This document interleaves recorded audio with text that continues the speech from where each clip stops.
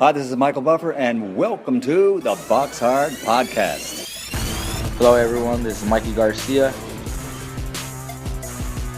This the monster from the swamps, Regis Rougarou Program. Hey, what's up? This is King Carlos Molina, former IBF world champ. This is Michael, the Bounty Hunter, 2012 Olympian and your people's champ. This is Charlie Edwards, flyweight champion of the world. This is Fast Eddie Chambers, and you're listening to the BoxHard Podcast with my main man, Joey Cordina. Hello everybody and welcome to episode 449 of the BoxHard Podcast. I'm your host Joey Cordina. I'm joined as ever by former heavyweight world title challenger, the main man himself.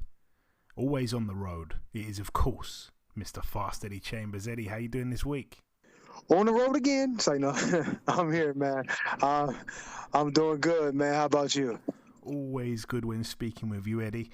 We're going to dive straight into the review part of the show. We're going to start here in Germany at the Hotel Elise in Rothenbaum, Hamburg. Over here,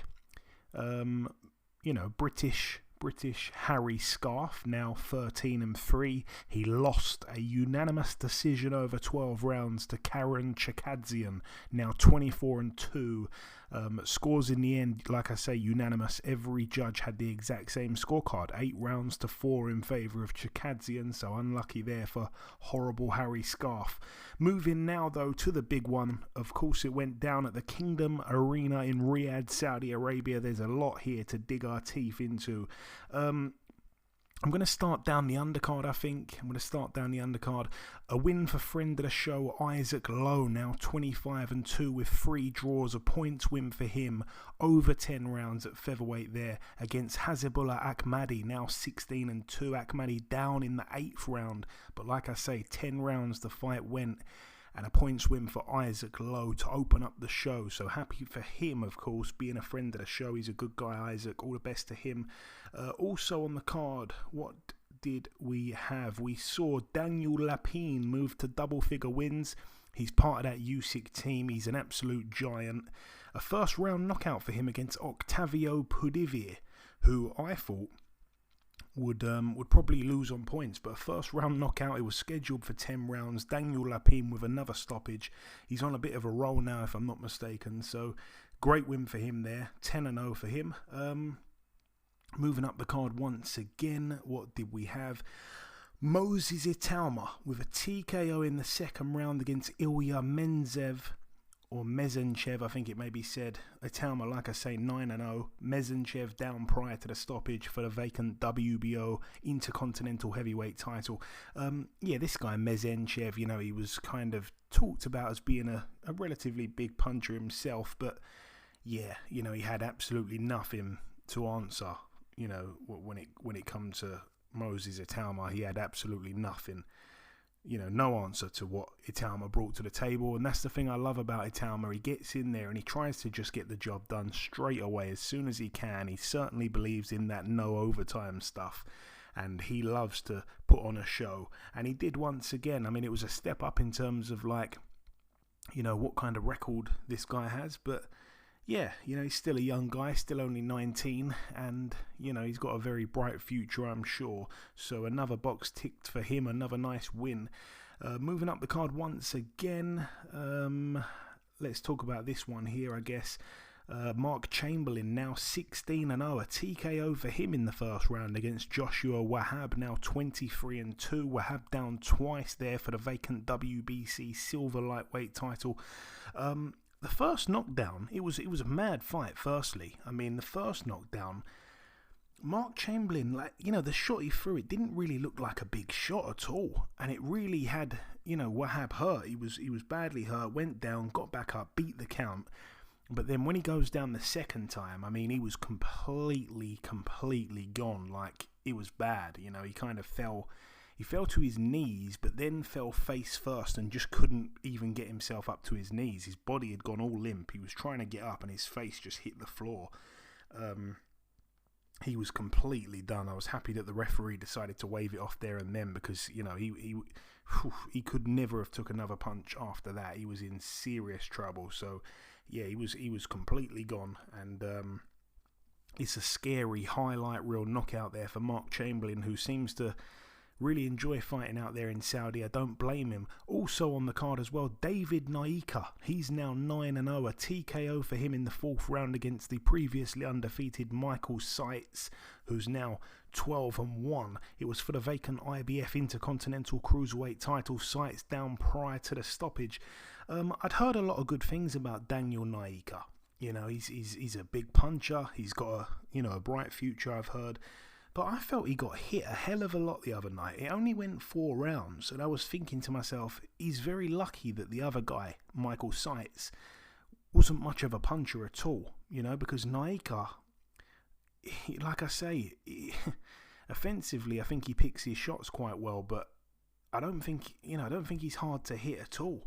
And as he steps up in competition, I think he's going to probably come unstuck. I wasn't very impressed at all, even though he gets the 4th round TKO and he extends that win streak. I was not impressed at all. I think he's got a hell of a lot of work to do, so I'm going to leave it there with him. Moving up the card once again, Sergey Kovalev. He's now 35-5 with a draw. A unanimous decision loss over 10 rounds against Robin Safar, who's now 17-0. That one for no belt, but over 10 rounds. Kovalev down in round 10. Look, Kovalev gave it his all, absolutely, and I think he definitely put a few extra miles on his clock the other night. He's 41 years of age as it is. He's had a very tough career, but I think that's probably got to be it now. I mean, I said he put miles on his clock there, but like I said, I don't know how much more his body can take. I was quite surprised he had that much kind of ruggedness still left in him. I will be honest, I thought that if the fight gets very tough, then he'll be out of there quite quickly. But no, it did get very tough, and he showed quite a lot of hunger, quite a lot of determination still. Fighting down an undercard in Saudi, he showed a hell of a lot of heart. And I didn't know too much about his opponent, his opponent Robin Safar. But yeah, Kovalev obviously shouldn't even be at cruiserweight. That's a stone cold fact, and he's totally at the end of his career now. But it was sad to see a younger man kind of beat him up like that, and the knockdown in the end, that knockdown in the 10th round was huge. I mean, he took so many big shots, and then he got knocked down heavy. He did so well to get back up, and I was delighted to hear the final bell. I didn't want to see him get knocked out. So I'm happy he went 10 rounds there, Kovalev, and yeah, he should probably walk away after that. But yeah, it was kind of sad to see a fighter that once upon a time was one of the most dangerous fighters in the world to fight at any weight class, pound for pound. He was an absolute killer with knockout power in a punch that didn't even look much more than a tickle. He had freak power, and you don't often see it too often. It's a dying skill now, I think. That freak power, like a Lucas Matisse, like a Sergey Kovalev. I don't think we see it too much these days. So it's sad to see him getting beaten up by a guy like that who, down at light heavyweight maybe 6 or 7 years ago, maybe 8 years ago, I don't think the guy would have stood a chance. But here we are, it is what it is. Father Time has certainly caught up with Kovalev. And what else did we have on that card? Let's go to this one now. Jai Opetaia now 25-0, a unanimous decision over 12 rounds for the vacant IBF Cruiserweight World title. He's now a 2-time world champion, 2 times at Cruiserweight, 2 times with the IBF. And it's 2 times that he gets a decision win against Maris Bradis. It was, of course, their rematch. Maris Bradis now 28-3.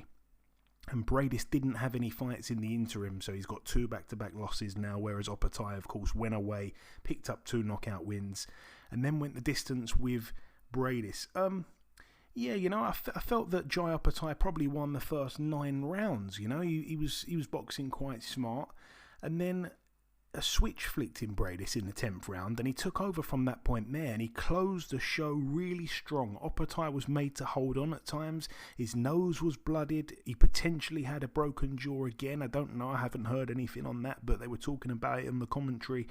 And Bradis, he finished really, really strong, the much stronger of the two, considering as well he was coming off 2 years out the ring and he's obviously 39 years of age. I was quite impressed, but Opatai did enough clearly in the early part of the fight and the mid part of the fight to put the win in the bank.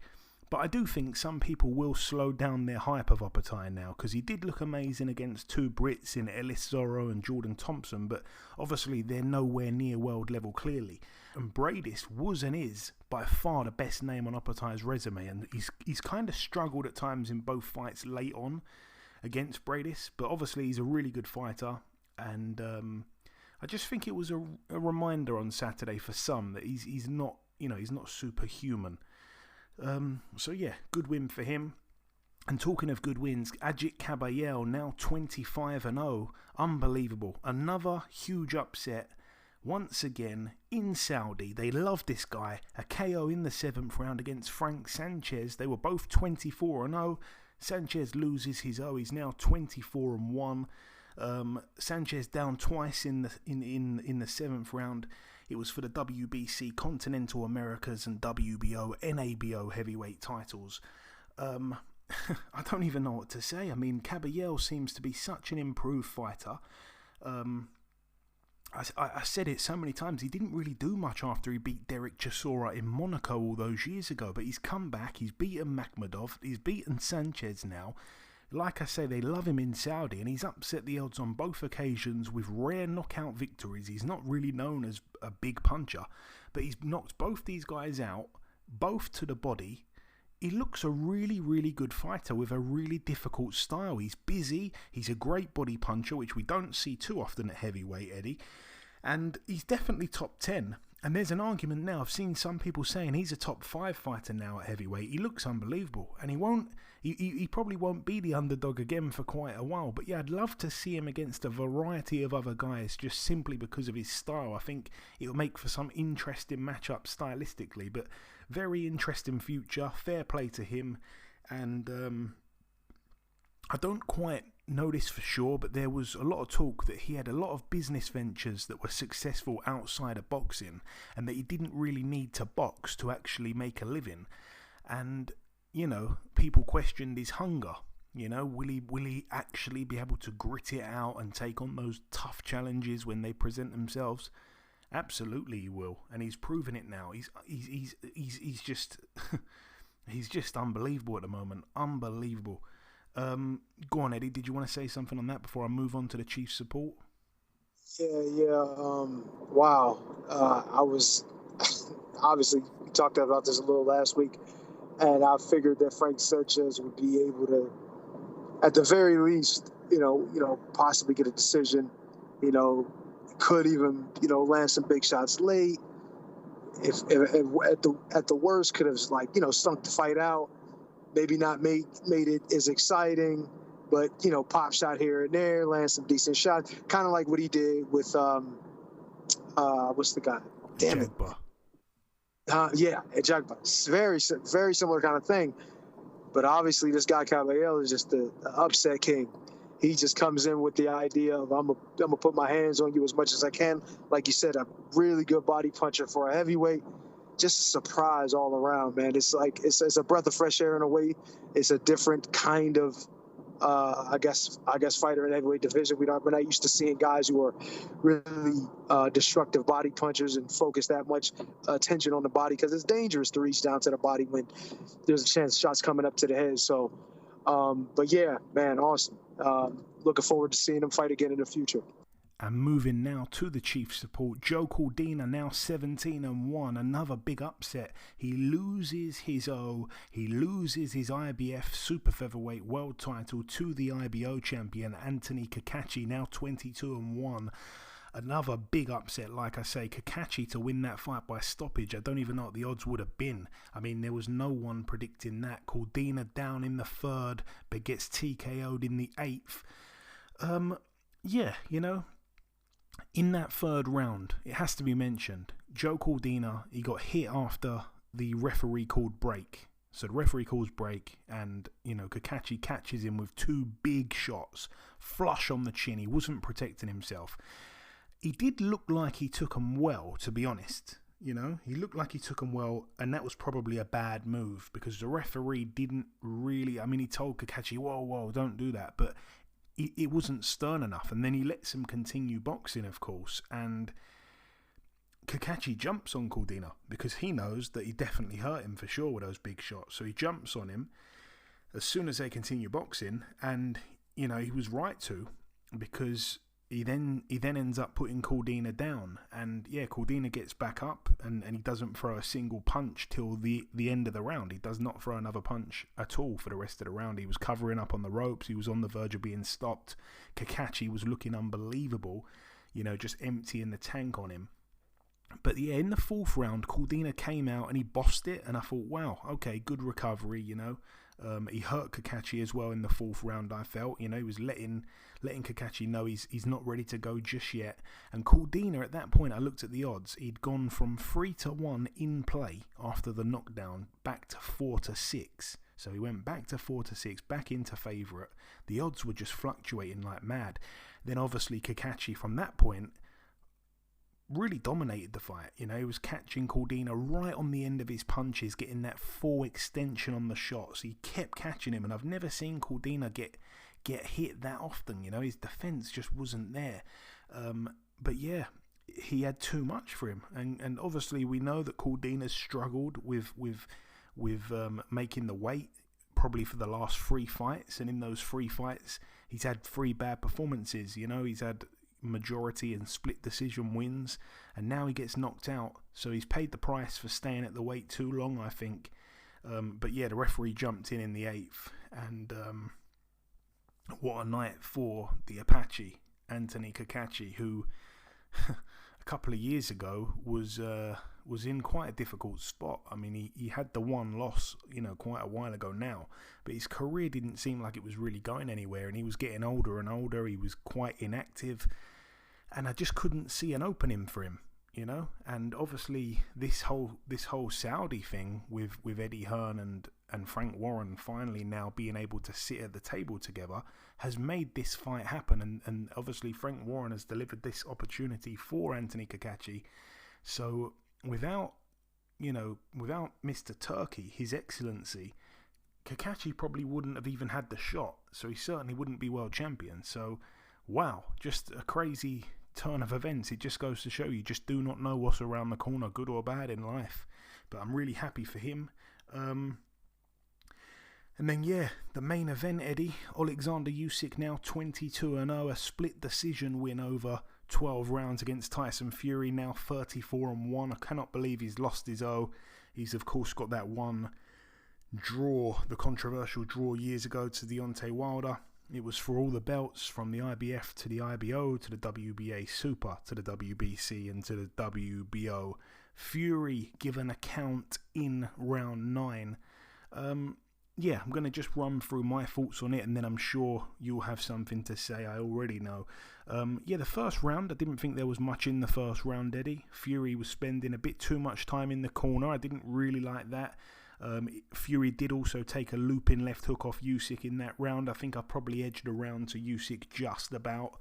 Round 2 I gave to Fury. Now, a lot of people didn't, but I did. I think he certainly won the round. He invested in the body of Usyk a few times. It was a close round, but I certainly felt he won it. Usyk also had success with another left hand, but I had it 1 round apiece going into the third. The third was a clear Usyk round. I say clear. I didn't think there was much in the rounds, but I felt he won quite clear, if that makes any sense. I hope that's not contradicting itself. But yeah, Usyk was just a bit busier, and also obviously he was on the front foot and he was cutting the ring off. You know, he wasn't really leaving any escape routes for Tyson, who I felt at that point was feinting too much and not throwing enough. Sugar Hill was telling Tyson to do more feinting at the end of that round.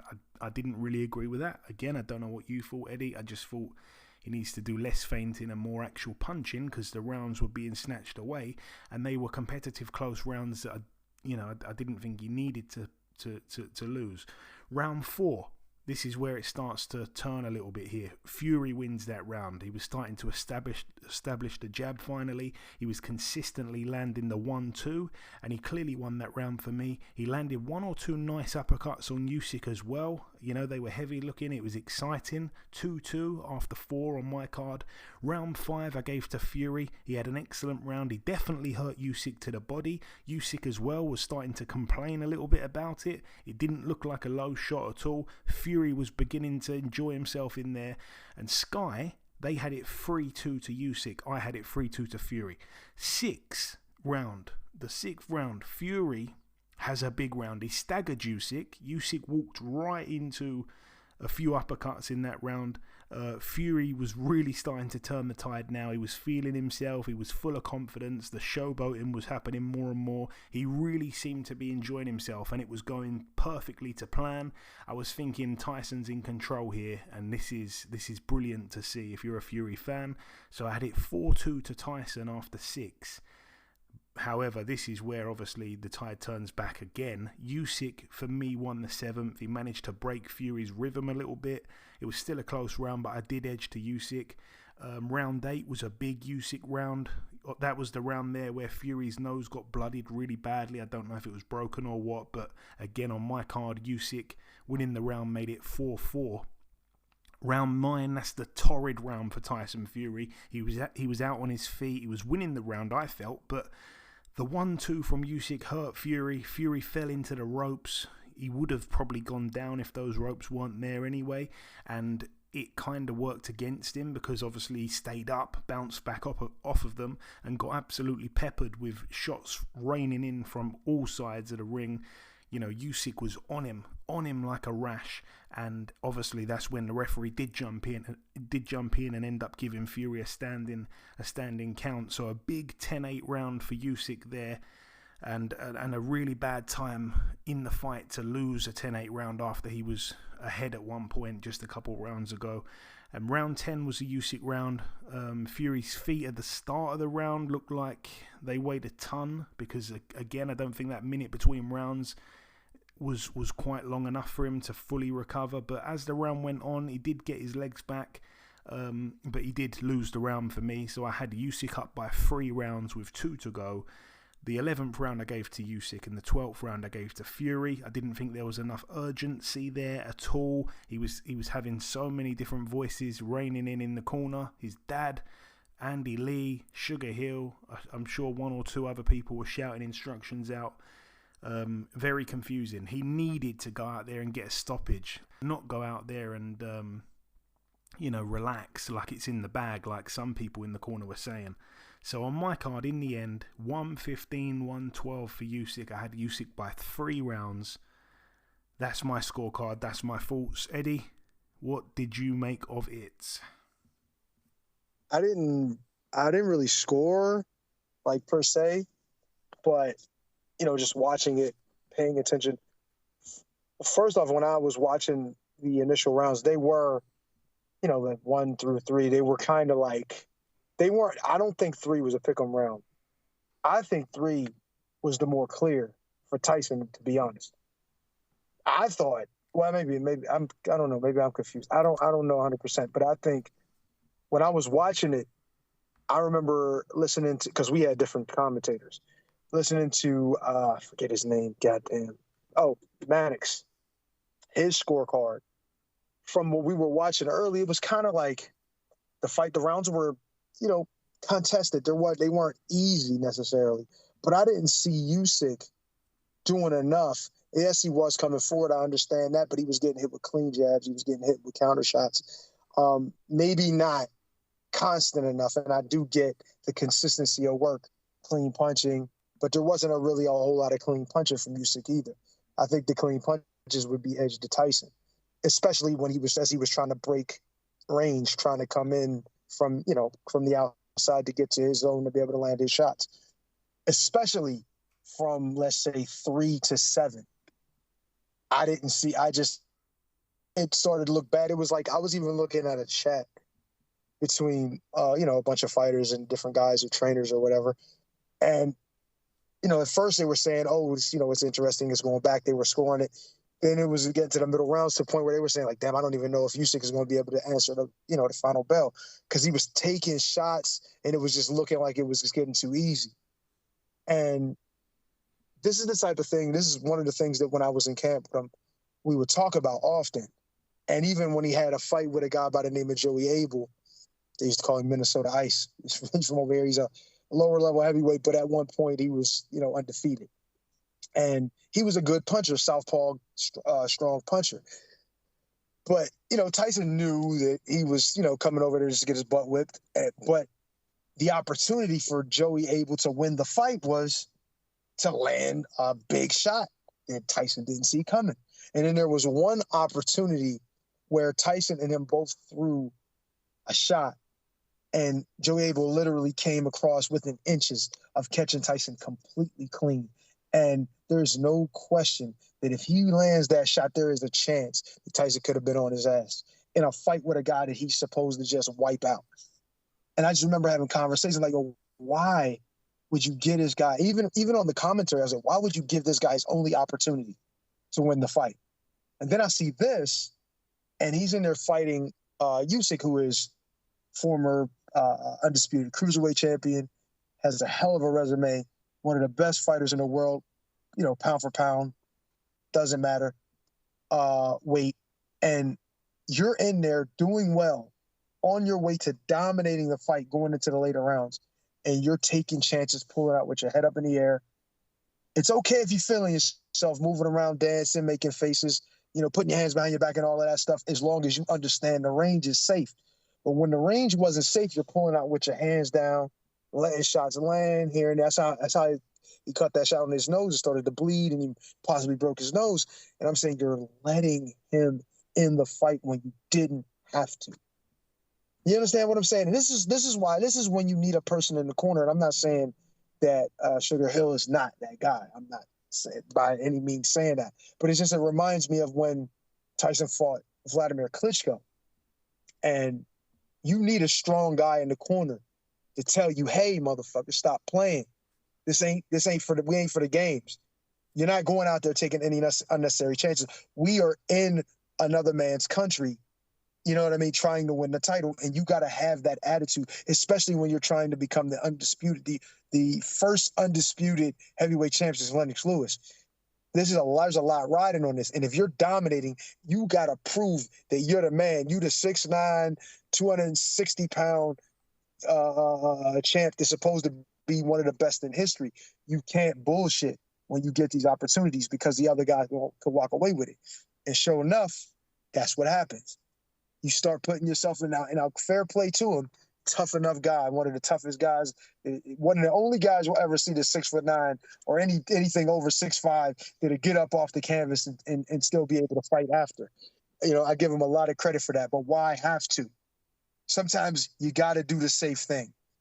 I understand you want to be exciting. I understand his vulnerability as a heavyweight or as a fighter, as a top-level fighter, makes it even more exciting. That is absolutely great. But when it becomes important to be great, to be dominant, to be the man, you can't give another great fighter that opportunity, because now it bit you in the ass and now you can't go get it back. Yeah, I mean, you can go get it back, but it's not like a situation whereas Wilder, he was winning absolutely every round, including the rounds he was getting dropped in. It was just that those rounds he got dropped. But this situation, you weren't winning all the rounds. You were putting yourself in a position where now you need something dramatic at the end of the fight. And as it looked, at the end, you just didn't have enough. And, like I said, fair play to Usyk. He fought like a true champion. He did the things he needed to do. He took what was given to him. He also took sometimes what he wanted. That left hand was looking juicy all night. I know it was. And then he finally started to really land it late on. And then obviously with fatigue and just the foot pressure all night that Usyk had on Tyson, whereas it was putting Usyk in a bad spot early, once he landed that big shot and once he landed a few big shots, it kind of weakened Tyson a little bit. You could see his legs weren't all there. And then when the real big shot landed, it took almost everything out of him. And like I said, fair play to Tyson to be able to come back and even win the 12th round, which is awesome. But it just says, if there is a rematch, if there is a rematch, I think Sugar Hill needs to get in his ass, pause, and let him know, if you're able to get a foothold like he had and start to control, dominate the fight, you put it in a chokehold. You stay with it.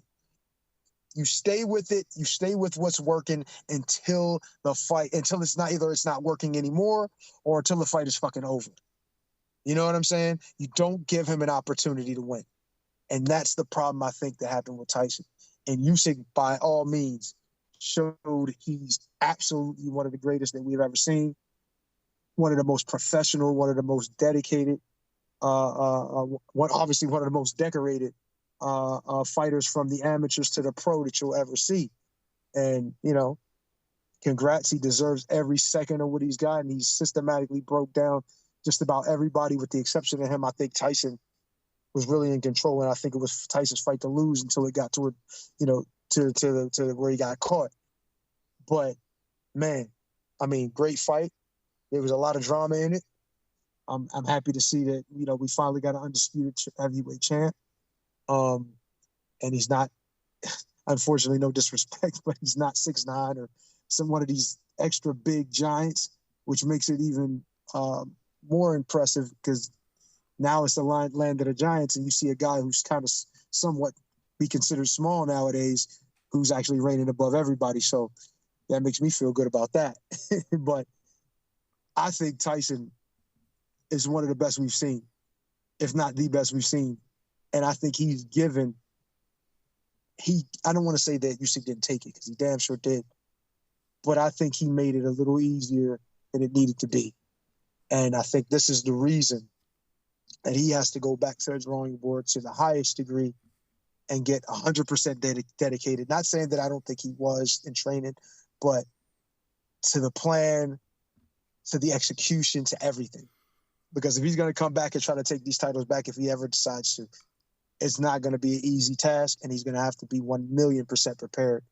But once again, congrats to Usyk. I think he's an awesome, awesome, awesome fighter. And I'm happy to see what he's accomplished and what he's created in boxing today. It's awesome. Yeah, I just want to reiterate, it was such a fantastic fight. Even though, we both saw Usyk win, we both wanted Fury to win, there's no hiding that. But no, a fantastic fight. All credit to Usyk, obviously. They say that, that in boxing, a good big man will always beat a good little man. And, I think we've seen the other night that Usyk is a very, very special little man, if you can even call a guy 6'3" a little man. But, unbelievable fight. Credit to Usyk, like I say. We always knew he was a top 3 pound-for-pound guy. It was great to see Terence Crawford come out and acknowledge him in a tweet after the fight, saying like he's a top quality fighter, could even be pound-for-pound number 1. Everyone has the same top 3, I think, now. But no, really unbelievable. I do want to see the rematch. They're already talking about October. I think that'd be great. I think Tyson Fury's smart enough to go away, and I think he can go away and actually make some adjustments and come back better. Whereas I don't think Usyk will go and change too much. I think Tyson Fury's got the work to do and the brain capable of coming up with a better game plan and maybe starting to put the aggression on a little bit earlier. That's what I thought happened. Even though he did win, most of those early rounds on my card, I think he could have put more of a dent in Usyk. I don't think he was as aggressive as he should have been, despite picking up a few rounds. And I don't know. Maybe I'm wrong with that, because Usyk did win a hell of a lot of the late rounds. But yeah, hopefully we see it again. Hopefully it's another great fight, and hopefully the big GK can come back and do the business in the rematch. Moving now to the final card to mention of the review part, we're going to go here to the Pechanga Arena in San Diego, California, USA. This one was live on Sky Sports and ESPN. Richard Torres Jr., the ever-exciting heavyweight prospect, now 10-0, a KO for him in the 5th round against Brandon Moore. That one was for the vacant NABF Junior Heavyweight title. Also on the card as well, Giovanni Santillan, a big upset. He was a big favourite. He was 32-0. He's now 32-1. He loses his a 10th round KO at the hands of Brian Norman Jr., who was about a 3-1 underdog, I think. He's now 26-0. Santillan down twice in round 10, coming off a great win last time out against Alexis Rocha. And a real shocking upset there. I did watch it, but I can't remember too much of it now. It was quite a long night on Saturday with the fight starting so early and finishing so late. But that one was for the WBO interim welterweight world title. And then the main event, I only caught the first 5 rounds of this, but Emmanuel Navarrete, I probably should watch it back because I've always banged on about how exciting of a fighter he is, but he loses a split decision over 12 rounds for the vacant WBO lightweight world title. Navarrete now 38-2 with a draw. Denis Baranchyk actually puts an end to that insane win streak that I think went on for over, well, I say win streak, he got a draw, didn't he, a couple fights ago, Navarrete, but he went on a crazy unbeaten streak, and he's put an end to that there. So he's now 19-0. He's now the new WBO lightweight world champion. And I'm guessing Navarrete's probably going to go back down to 126, to 130, where he holds a belt anyway. I don't know if he's made a decision, conclusively on that, but I'm guessing that's what he's going to do. But yeah, I didn't really see enough of the fight to actually give a fair shake on it. But like I say, I've seen a lot of people felt Baranchyk did enough. So it was a close fight by all accounts, but the right man got the verdict. I'm guessing you didn't see that, Eddie, because you didn't jump in, which is fine. That is the end then of the review part of the show. It's now time to welcome this week's special guest. Ladies and gentlemen, please welcome the reigning WBC Super-Featherweight champion of the world. It is, of course, Mr. Osheki Foster. Osheki, welcome on the show, my friend. Hey, man, how you doing? Hey, I'm doing really well Appreciate you having me. Nah, listen, the pleasure is mine. So, Osheki, it's great to have you on. Welcome. Regis Prograis told me years ago to get you on the podcast. It never happened back then, but I'm glad it's happening now. It's the first time you've been on. I want to revisit a couple of your past fights, and then, of course, we'll get on to what's next. Firstly, if you don't mind, I want to go back to that night you won the title, just over a year ago now, February the 11th in San Antonio, Texas, against Ray Vargas. Vargas was 36-0, a whole heap of experience under his belt. Talk me through that night, man, the night that you changed history books forever, my friend.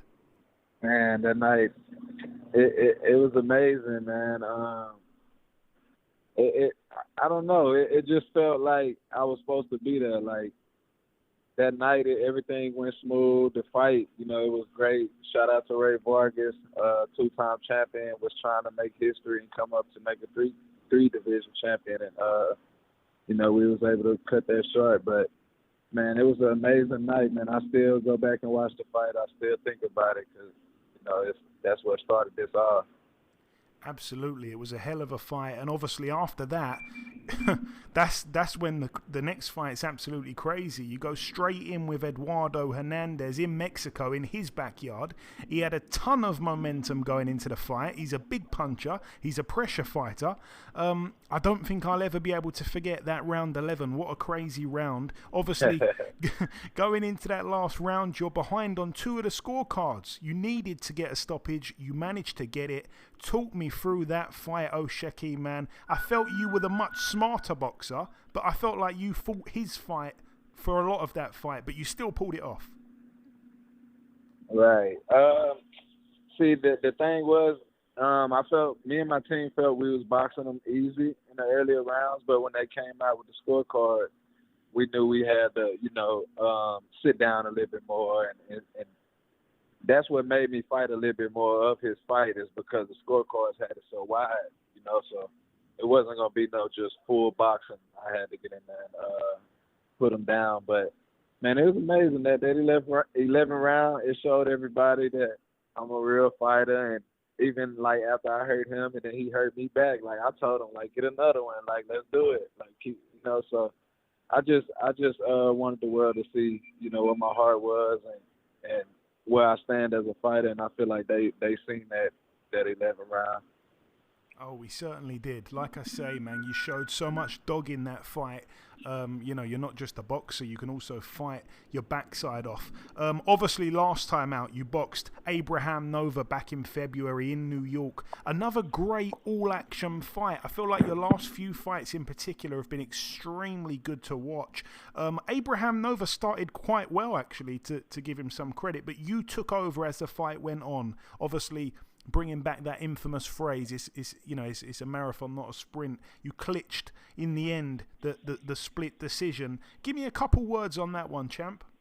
Man, good fight, man. Nova, he brought in a difficult challenge, especially early. Just, they had a good game plan early. But once I started, settling in and figuring out my rhythm, I just started picking up the pace and turning it up a little bit. Yeah, like I say, another fantastic fight. And those 3 fights I've mentioned there, I believe I'm right in saying that, 3 fights in a row, 3 different promoters' shows, 3 different networks, and you've walked out with the belt in all 3. That's quite an achievement, my friend. Yes, sir. I appreciate that. We don't see it every day. But yeah, let's get on to what's next for you, my friend. July the 6th in Newark, you'll be defending your title against Robson Conceicao, a man who arguably should be bringing the WBO title into this fight. Many felt he beat Navarrete. What are your thoughts on Conceicao as a fighter, Oshaki? I like Conceicao. I think he's a great fighter. Olympic gold, that speaks for itself. Just the talent that he brings. Definitely think that when I was watching the Navarrete fight, I'm going to watch it again because I was just watching it yesterday. But when I was ringside, I really thought Navarrete won. I really didn't see the confusion. But now when I was watching like the first couple rounds yesterday, I understood what he was. Sometimes sitting ringside is a little different than seeing it, from the TV point. But I think I like Conceicao. I wanted a great challenge, and I feel like beating him and doing it convincingly will separate myself from the other champion. Yeah, man. I agree. And stylistically, are you anticipating Conceicao to give you a harder fight than some of your recent opponents? You never can tell. He kind of got the same kind of style as a Nova. So it's kind of, you kind of really can't tell until I get in there. I wouldn't be able to just, Yeah, no, that's fair enough. And talking of Navarrete, obviously he lost on the weekend in his move up to lightweight. You're a top-ranked guy these days. Do you think he'll come back down to 130? I doubt it. I doubt it. It's kind of hard to go up like that and then come right back down. And his body, it's on him. I think he is coming from 22, but I really don't think he's going to come back to 30. But if he do, I'll welcome that unification for sure. Yeah, we'd love to see that fight, man. That'd be a real good fight. There's also a new champion at 130 as well from the weekend. I don't know if you saw it, but Joe Cordina, massive upset loss at the hands of Anthony Cacace. Did you happen to see that one at all, Shock? Yes, that was a big fight that I was it was a big fight for me that I was paying attention to, because before the Rocky fight, me and Cacace, we had already basically agreed to fight, but everything fell out because of the purse bid and everything. So I was interested to see. He shook up the division. Congratulations to bro. He been looking for a big fight for a long time now, and at that time I was the only one willing to just go over there to the UK and still give him a challenge. Give him a shot at the title. So congratulations to bro. Yeah, no, well said, my friend, well said. I also have to mention, I really didn't know this, but I was scrolling through Instagram yesterday and it came up on my feed that you're training alongside a very well-known British OnlyFans star, Elle Brooke, of all people. How did that come about? That's something I could have never seen coming. Oh yeah, they having a fight this Saturday out here in Houston at the NRG Stadium, and they've been training at my gym, and they just made the introduction because I'm the only champ that we got now in the gym, so everybody they wanted to talk to me and everything. So it was cool. I like the misfit stuff. It's a good little energy. Did you know who she was before she came in the gym? Nah, because I don't really pay attention to OnlyFans and stuff. Okay, so good man. I've good never answer. been on OnlyFans in my life. That's a good answer. That's a good answer. Let's move to the next question. Yeah. All right. I want to ask Oshaki, and listen, you can tell me that you don't have one. It's absolutely fine. But I wanted to ask if you do have a prediction for your fight come July. But like I say, if you don't want to share it, you don't have to, my friend. Man, my prediction is just to go out there and put on an amazing performance.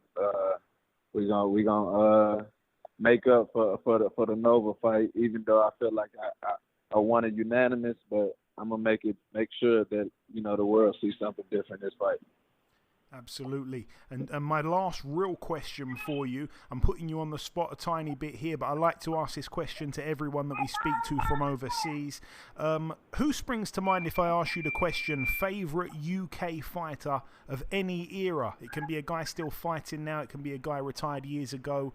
I don't expect you to be a British boxing historian, but who springs to mind?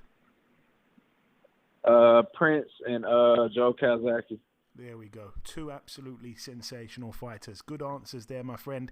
Just before we wrap things up, if you've got any closing words to the listeners, Shock, it's great to have you on finally. If you just want to close out with a little message, take it away. Man, I just appreciate everybody that tuned in. We'll be fighting again July 6th in Newark, New Jersey on ESPN. And just stay tuned, man. I'm going to go out there and I'm going to put on a show. I appreciate everybody. We cannot wait, my friend. You're an active champion and you've been in some real exciting fights of late. It's been a real pleasure. Thank you for your time. Best of luck July the 6th in Newark, and I'm sure we'll speak again soon. All right, thank you. Okay, now it's time for part 2 on this week's show. This part, of course, the news part of the show. We're going to start here with this card that goes down this fight, I should say, that goes down at the Selhurst Park June the 15th on the undercard of Chris Billam-Smith, Richard Riakporhe 2. We're going to see Isaac Chamberlain now stepping in with Jack Massey because, what's his name?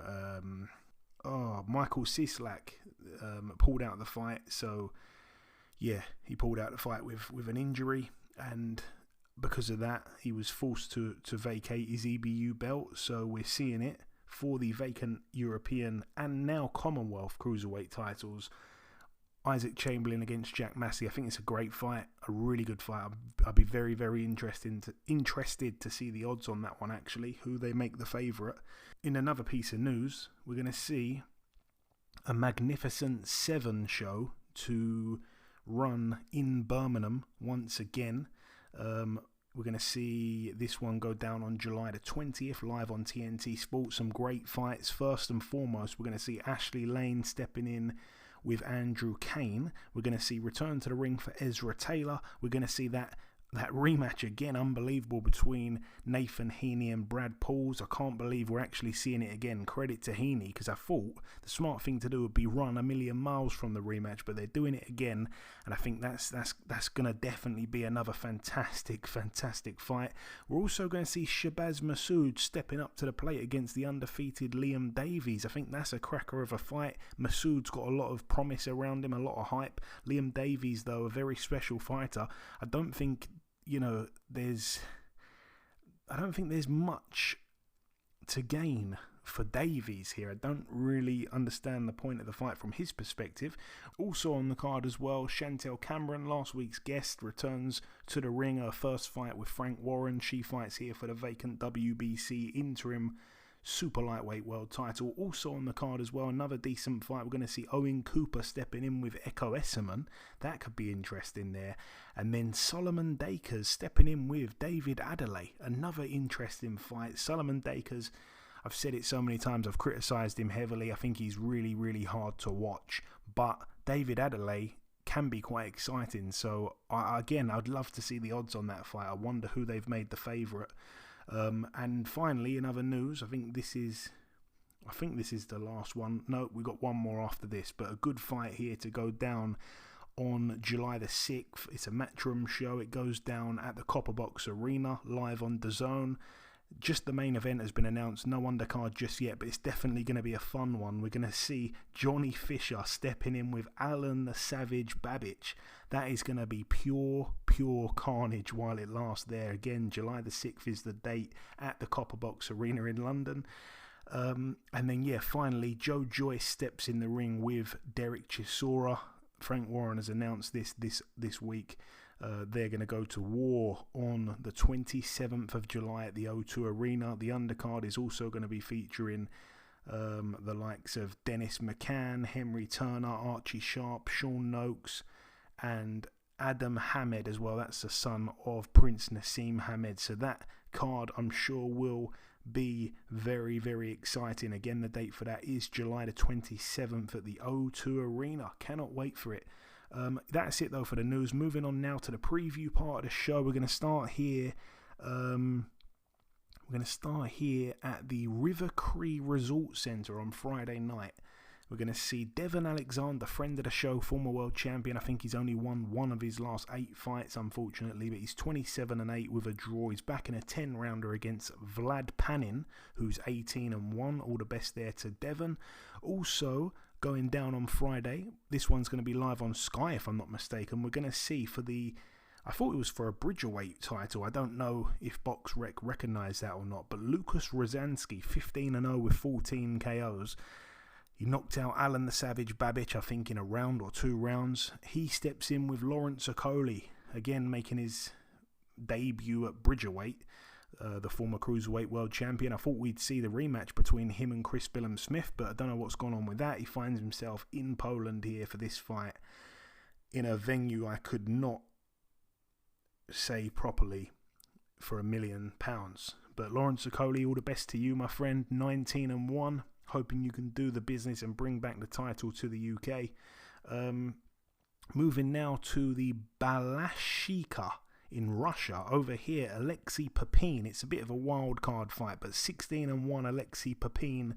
He's back in an 8-rounder at cruiserweight against Isaac Chilemba, who's still knocking around these days. He's 27-9 with 3 draws. The Russians know him really well. Obviously boxed Sergei Kovalev in Russia as well and gave him quite a tough fight, actually. Papin's a good fighter who once upon a time lost to Martin Bakoli's brother, Ilunga Makabu, on a very close, I think it was a split decision loss if I'm not mistaken. So yeah, Papin's a good fighter, but he's getting up there in age and he's been very inactive.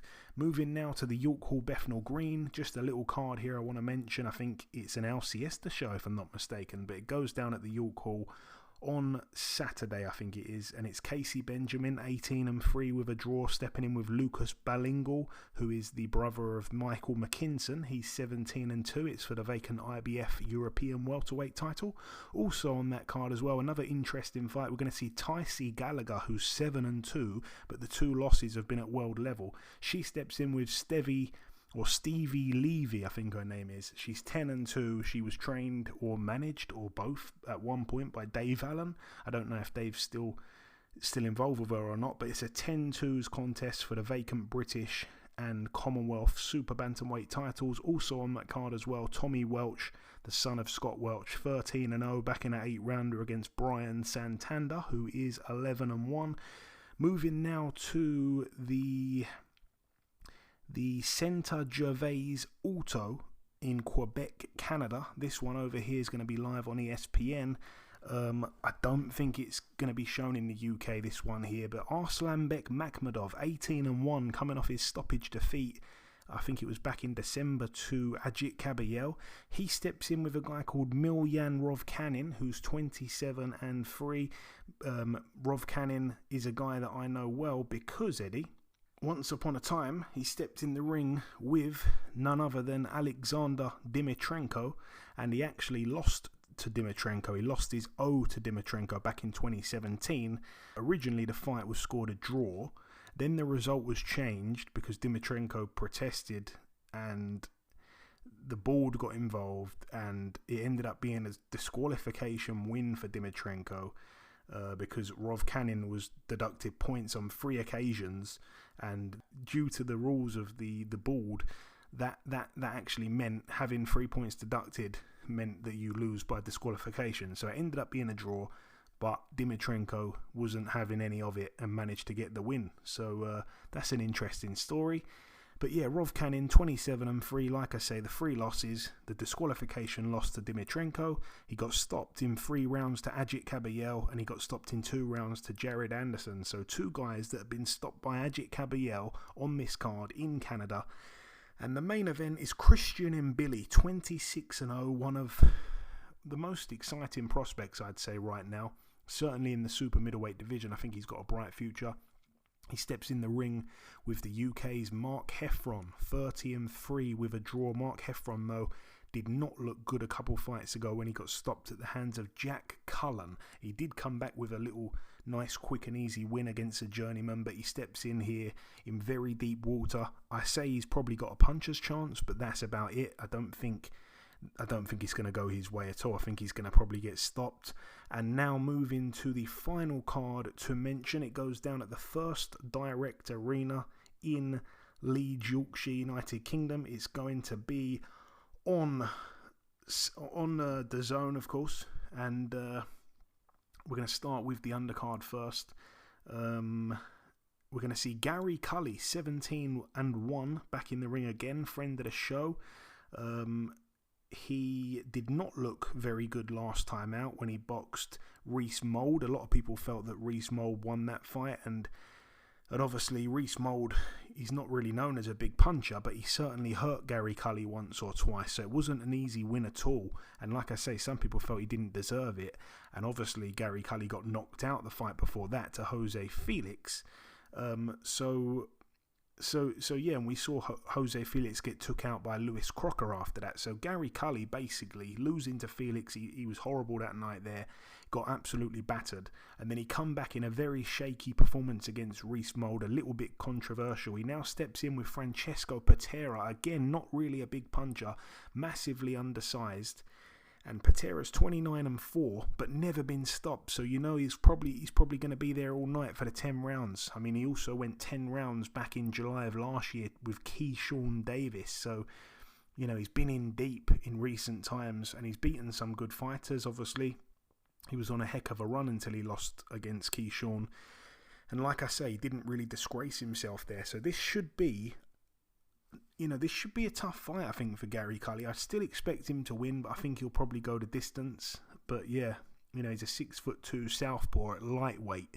Unbelievable, and he can bang. So I hope he can kind of get back to it, because again, he had so much promise at one stage. Also on the card, we're going to see Paddy Donovan, 13-0, stepping in the ring with Lewis Ritson, 23-3. Lewis Ritson, coming off that stoppage loss just over a year ago now to O'Hara Davies. I'm expecting Paddy Donovan to probably get him out of here, to be honest with you. I like Lewis Ritson, but I can't see him getting past Paddy Donovan at all. Also on the card, Chev Clark, 8-0, fighting for the vacant British cruiserweight title over 12 rounds against Ellis Zorro, 17-1, coming off that first round knockout defeat back in December to Jai Apatai. I've noticed that Chev Clark is a massive favourite here. I'm not entirely sure why. I know that in his last fight he looked quite good against Tommy McCarthy. I give him credit for that. But I don't think Ellis Zorro is that bad of a fighter. I think he's got some decent wins. I think they were building him quite good until obviously he got fed to the wolves against Apatai for the money out there in Saudi on a big card. He couldn't really turn that opportunity down. But I don't think he should be the big underdog that the bookies have made him out to be. So I think that could be interesting. But yeah, I'm not super duper impressed with Chev Clark, but I could be wrong, and I think we're going to see on Saturday night just how good he is. And then, yeah, the main event, I'm so happy that we're finally getting this fight. It really didn't feel like it was ever going to happen. Both men are friends of the show, and I like both guys. I've got a much better relationship with Jack Catterall, mind you, than Josh Taylor. But yeah, Jack Catterall, 28-1. Josh Taylor, 19-1. We saw the first fight It was 2 and a bit years ago now, and absolutely everyone felt that Josh Taylor was given a gift decision. He was down, obviously. He had a point deducted as well. So did Catterall have a point deducted, but Catterall was absolutely brilliant, and it was in Scotland as well, in front of Josh Taylor's fans at home for him. And everyone was left with a sour taste in their mouth that night because we did not feel like the right man got the decision. There was massive outcry for a rematch. Josh Taylor rubbished things. He said he had bigger fish to fry. He went a different route, obviously, and, he ended up, in the end, going and fighting Teofimo Lopez. No shame in that. And he went the distance against Teofimo Lopez as well. So, again, no real shame in that. But Jack Catterall, really and truly that night there should have been the undisputed champion of the world, because at that time Josh Taylor had all 4 of the belts, so he was kind of robbed of that.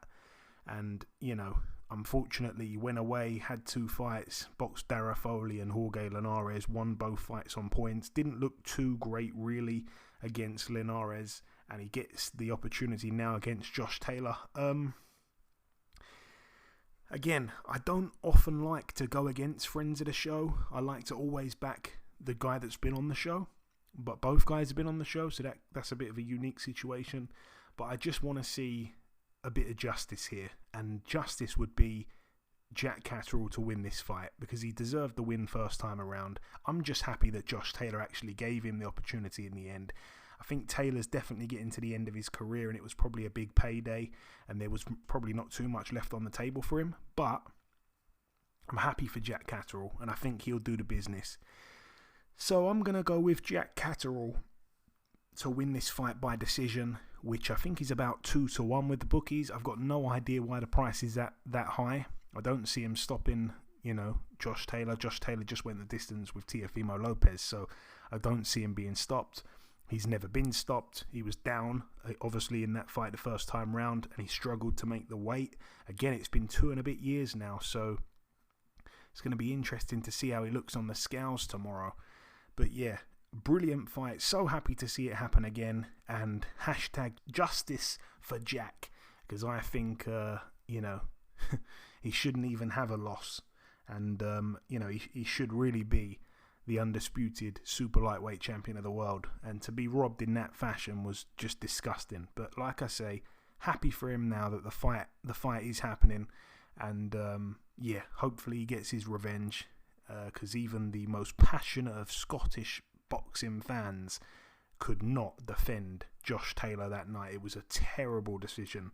Some people even saying it was the worst decision they've ever seen. It was that bad. So yeah, I think it's going to be a good fight. I don't think Josh Taylor's absolutely done, even though I think he is kind of at the tail end of his career. I don't think he's going to get completely whitewashed, but I do think Jack Catterall will have a little bit too much for him. But anyway, that brings the preview part to a close. In part 1, we did the review part, then we welcomed our special guest. In part 2, we did the news. We just wrapped up the preview part there. The final thing for me to do is to come in with the outro, which I'll do in just a few seconds. Okay, and this wraps up episode 449 of the BoxHard Podcast. I've been your host, Joey Coastman. Eddie Chambers has been with me for the duration of the show. A special thank you to this week's special guest, that man being the reigning WBC Super-Featherweight champion of the world, Mr. O'Shaki Foster. It was a real pleasure to get him on finally. The biggest thanks, though, goes out to you, the listeners. Thanks once again for tuning in. That is about everything, though, from myself. Enjoy your weekends, people. Stay safe, and we shall see you all again same time next week.